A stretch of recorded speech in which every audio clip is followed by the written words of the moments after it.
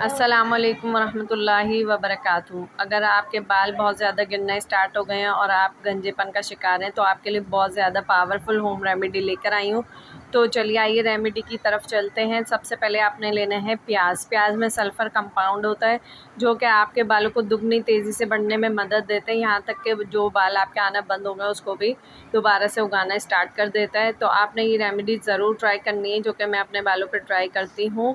तो सबसे पहले आपने लेना है प्याज और प्याज को बारीक बारीक स्लाइस कर लेना है। उसके बाद आपने इसको कूट लेना है या आप इसे ग्रेटर की मदद से ग्रेट भी कर सकते हैं। बस हमें इसका जूस निकालना है, ठीक है। आप अपने बालों की लेंथ के हिसाब से 1 या 2 प्याज ले सकते हैं। तो मैंने यहाँ पर 1 प्याज लिया है और इसका जूस मैंने सिर्फ रूट्स में लगाना था तो इनफ था मेरे लिए, क्योंकि हम इसमें और भी चीज़ें मिलाने वाले हैं।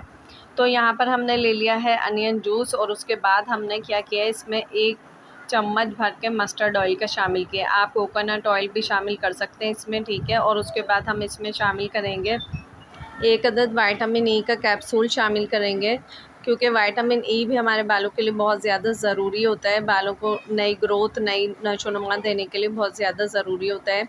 और उसके बाद हम इसको कर लेंगे मिक्स। ये हमारा एक दफ़ा का रेमेडी बनकर तैयार हो गई है। इसको हम अपने बालों में अप्लाई कर लेंगे। आप चाहें तो इसको स्प्रे बोतल की मदद से या रुई की मदद से अपने बालों में लगा सकते हैं। तो आपने इनको जड़ों में अच्छी तरीके से अप्लाई करना है और 1 घंटे के लिए छोड़ देंगे और उसके बाद आप किसी भी माइल्ड शैम्पू से इसको धो लें। बेस्ट रिजल्ट्स के लिए आप क्या करेंगे, इसको हफ्ते में 3 बार यूज़ करेंगे, ठीक है। तो आपके बाल जल्द से जल्द उगना शुरू हो जाएंगे। Keep watching Safiya skills. अल्लाह हाफिज़। अल्लाह निगहबान।